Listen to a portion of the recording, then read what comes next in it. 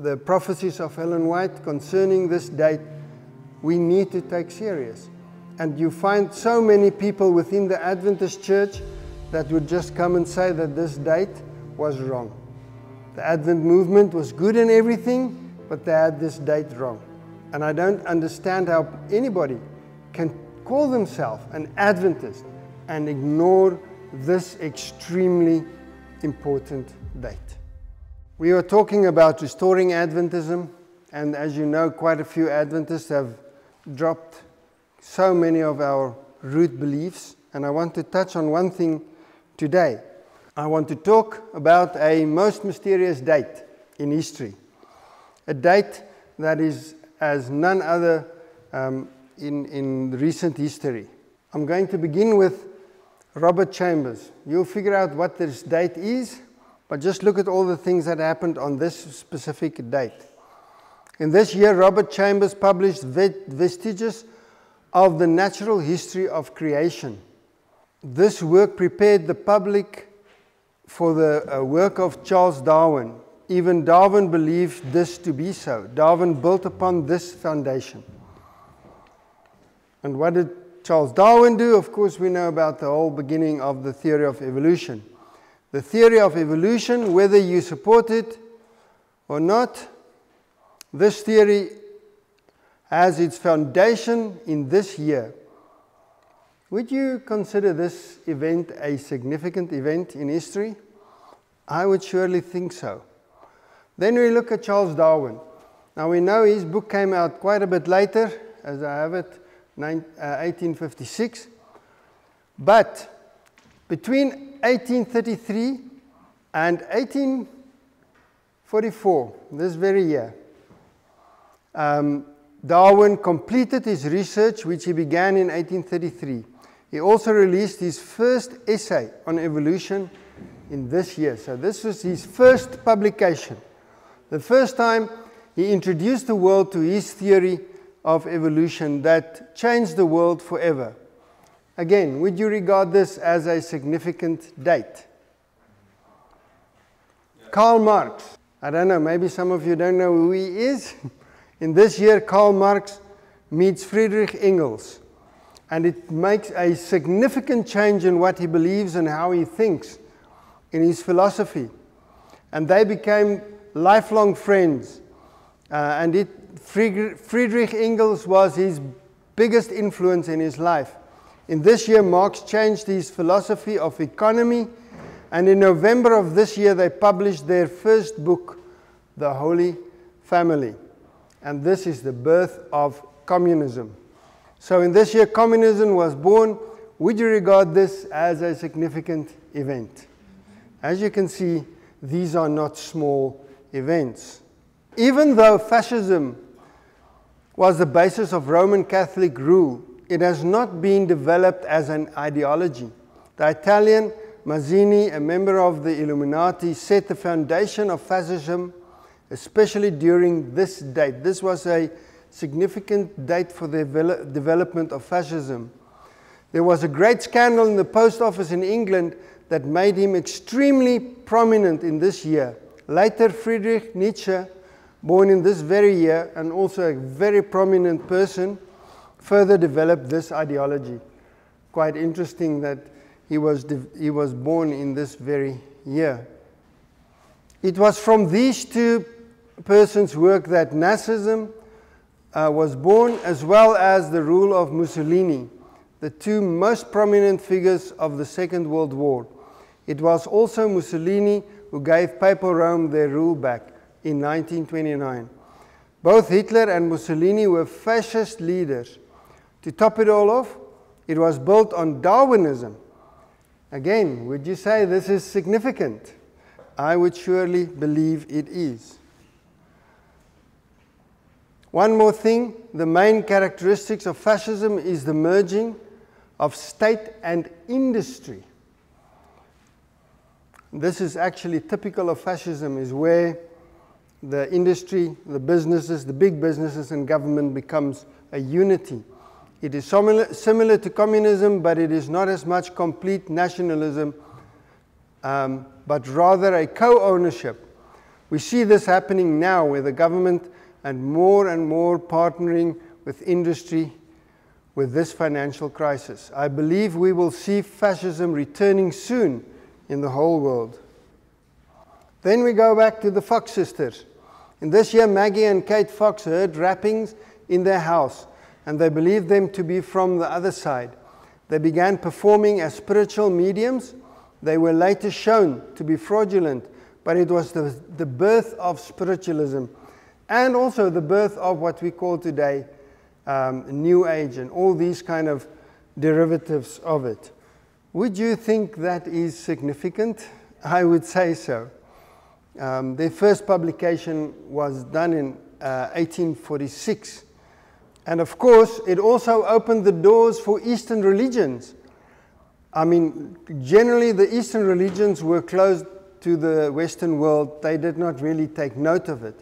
But since spiritualism, all of a sudden there was a renewed interest into Hinduism and into Buddhism and all these religions. Then, interestingly, feminism was, of course, not born in this year, but this was a heightened activity of feminism. And if we look at what's happening with all these strange ideologies of LGBTQ, etc., from that time on, all this development just increased and increased. Feminism was also very important for Karl Marx. He emphasized it extremely much because he always looked to see where he can focus on smaller minorities. In this year, Charles Fennerty invented the production of paper from wood pulp. Now, why would that be important? Normally, but what's so important about that? Before this date, paper was made from old clothes, from cotton.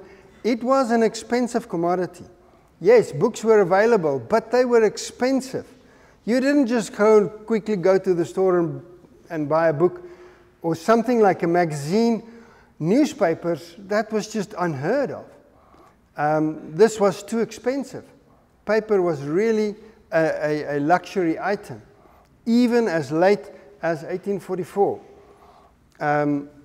Things like distributing billets or tracts, things like that would have been completely impossible before 1844. Just thinking of our message, do you think this is an important event? Making paper cheap and affordable to the masses. But of course, people say, oh, it's just a coincidence. But you know what? When you have so many coincidences, you're starting to wonder what on earth is going on. Samuel Morse, an incredible person, what he did. Just prior to this year, Morse code was developed, and the very first telegram was sent on May 24 of this year with a message, "What has God wrought?" This was the birth of electronic communication. You can even call this the embryo of the internet. Now, I personally think of everything technologically that ever happened in the last 200 years, this was the most significant. People don't have a clue how significant it was.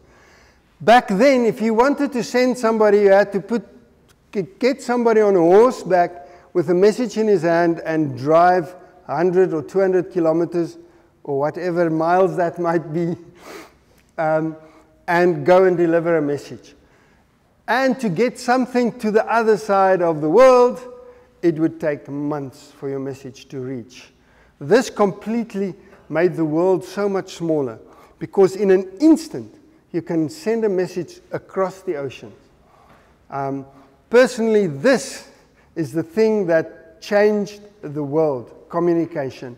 And without this development, we would not have anything like the internet today. Do you think that's significant? I would say so. Charles Goodyear. In this year, Charles Goodyear patented the vulcanization of rubber. This had a huge impact on so many fronts. Just try to imagine a world without rubber. We were picking up cups with rubber bands yesterday. Sorry, you won't be able to do that. Rubber did exist before then. Of course, you did get rubber. but the vulcanization made a huge change in the strength and power and durability to rubber. Just try and think how you would be able to have a plain land without rubber. Would you be able to do that? It would be quite a tricky thing to get an aeroplane to land without having tires to get that shock on its system. And building an engine today without the rubber seals, thinking of shock absorbers, there are so many things. Without rubber, it's just a nightmare to even try and conceive to have a modern travel systems going in the world. Again, do you think this is significant? I would say so. Then Swede Gustav Erik Pasch developed the modern match, or as also called the safety match. In this year, before this white phosphorus was used, there were other matches, dry matches, that was also developed, but it was way more dangerous. Even though this might be a small thing to us, it had a huge impact. Many fires were caused by matches that were just lit automatically, or the phosphorus, or some bottle fall over, and then you have a fire. This made a huge impact in making life easier, simpler, just starting a fire for a locomotive, things like that. Everything changed with this small little match that was invented. Then this is less significant, but Joseph Smith of the Mormons, he was murdered in this year by an angry mob, and he was replaced by Young, and it brought a huge change to the direction of that cult. And we know that this cult is one of the fastest growing Christian, so-called Christian religions in the world. It is really growing fast, even so. This was not such a significant event, but worth mentioning nonetheless, since the cult is still growing fast. Then the Baha'i faith. Now, this is the one of very few movements that actually acknowledge that this date was important, because this faith started because of this date. The great Baba, they believed him to be a prophet, and they actually derived the whole religion from Daniel 8 verse 14. Many people don't know it, but they are an extremely popular faith, and they are multi-faith religion. And they're especially popular amongst rich people and influential people. So this religion began in that year. The YMCA was started, also not completely insignificant, because the YMCA had a huge impact in the evangelical world. When you capture the youth, you can gain real significant impact in any religion. Then the Codex Sinaiticus, also called the Codex Alexandrinus.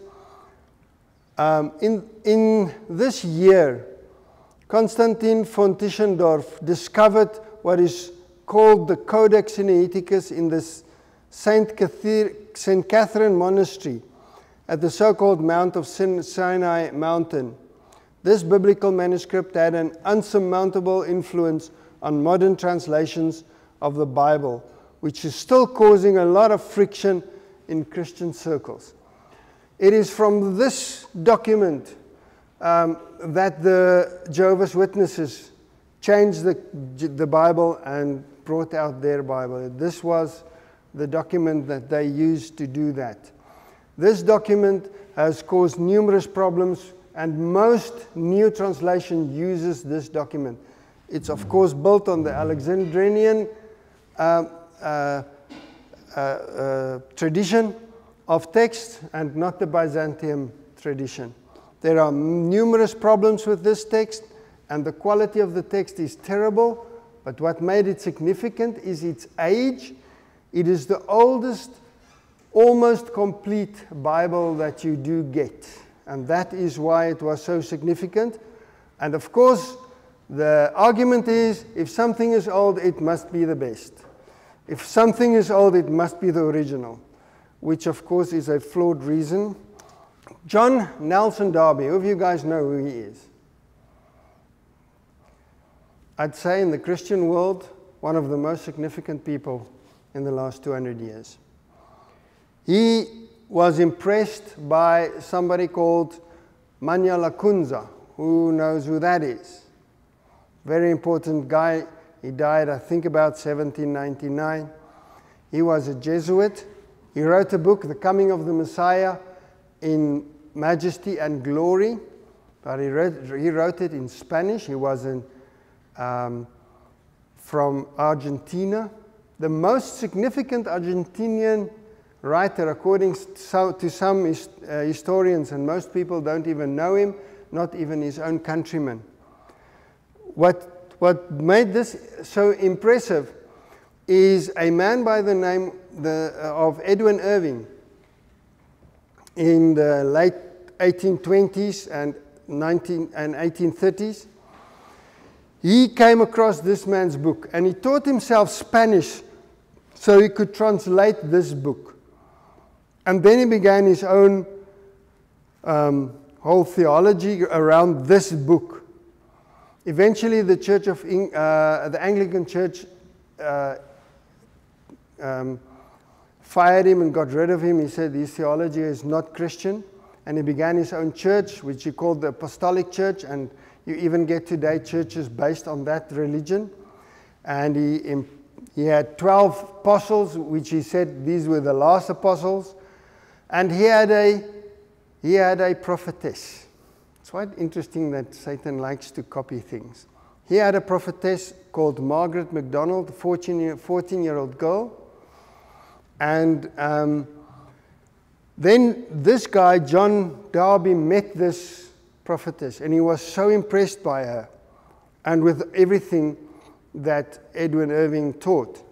And he went back to America, and this was in England, and he shared his faith. And this faith started to grow very slowly because not a lot of people followed him.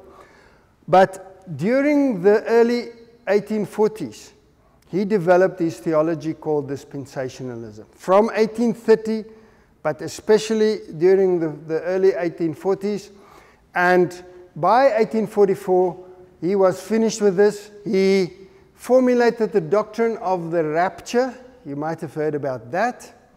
This is the guy that formulated, and where did he get it? From the Jesuit Manya Lacunza. That's where he got it from.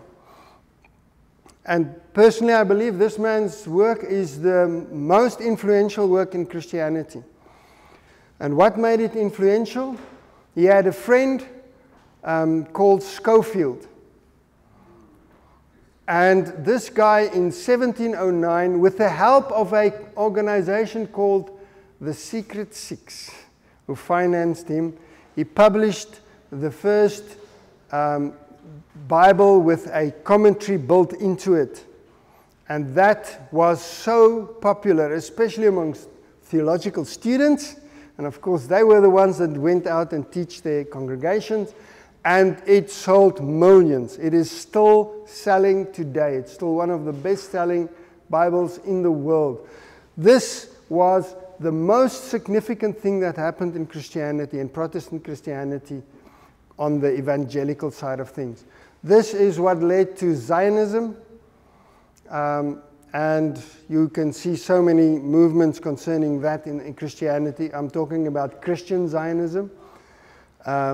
Extremely important person. So I would say 1844 is significant regarding this. Yes, something else that's very important, because of the Great Disappointment. The Great Disappointment took people away, the way that we were thinking about prophecy, the historic method of reading prophecy. People were so disappointed because they said, it doesn't work. And then all of a sudden, people started switching to his theology, which was built upon futurism, on Ribera's futurism of 1585. That is what happened here. The main shift of 1844 moved people towards his theology. Then, of course, we have William Miller, that first of all said that Jesus Christ would come in 1843 and then realized it's supposed to be 1844. And he held on to this date for a long time, so I'm not going to go into all this. You guys know the teaching of what we believe about the Great Disappointment. But then we get to this person, Ellen G. White, which began her first prophecy when? December 1844, when she received a vision from God. And the rest for us is history, but also the people that saw that this whole disappointment had a specific meaning, where they saw that it was not the second coming of Christ. That's, of course, what we all teach today. And that's what Edson, what they all saw about the visions on the sanctuary, but I'm not going to go into that now. And these are all the things that happened. And I believe that these things are not coincidental. Those three beliefs that I've shown you there, they are the guys that had significance regarding this date. These three faiths saw that they believed that this is a significant date. The Baha'i, the Adventist, and the Seventh-day Adventist. I'm making a distinction.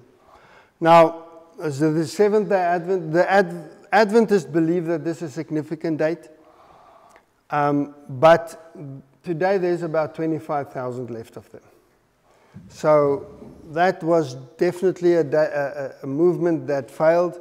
The Baha'i, well, they don't cling to the word as the only true inspiration because they believe in other faiths as well.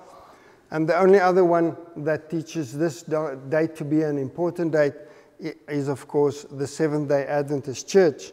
And it's up to any person to decide which one has any real value to it. The Seventh-day Advent movement, which I would rather call it, as the Seventh-day Adventist Church, because that is a more widely term. Now look at all these events that had a negative impact on Christianity. Evolution. Did that affect Christianity at all? It did. It almost destroyed it. Karl Marx, Mazzini and Nietzsche, and spiritualism, Mormons, they took a lot of believers. Baha'i and New Age type religions. And then, of course, the translation, the new modern translations that confuses people concerning the whole idea of the law not being effective anymore. Yeah, I did not mention that. Yes, the Jehovah's Witnesses build their faith on this as well, of course. And then dispensationalism as well, and later as Christian Zionism. Dispensationalism, that the root is that we no longer need to keep the law because that is part of the Mosaic dispensation. We're not part of that dispensation. With the cross, that dispensation ended, and now we no longer need the Ten Commandments or anything of the Old Testament in fact. In a certain sense, they will always deny this, but in a certain sense, they take the Old Testament and they just delete it and just read the New Testament. Then positive, the telegram, electronic communication, paper from wood, rubber, matches, YMCA, William Miller and the Adventists, and E.G. White and the Seventh-day Adventists. I would say that this date is not a date of coincidence. I'm not going to go through everything now again. Who is telling the truth? I believe that the Seventh-day Advent movement, they are telling the truth. And what we've heard from the prophecies of Ellen White concerning this date, we need to take serious. And you find so many people within the Adventist church that would just come and say that this date was wrong. The Advent movement was good in everything, but they had this date wrong. And I don't understand how anybody can call themselves an Adventist and ignore this extremely important date. Let us just have a prayer together. Thank you, Lord, for what you've done for us, for what you've given us, and that you've revealed this to us. We ask, Lord, that you'll help us to make the world aware of what is going on. And we've given us so many other prophecies for our time now that people must hear this message. And we ask, Lord, that you'll touch their hearts and help them to see. Take away the blindness that's over their eyes, the blindness that covers their whole being, that they just cannot see the truth. We ask this in the wonderful name of our Lord Jesus Christ. Amen.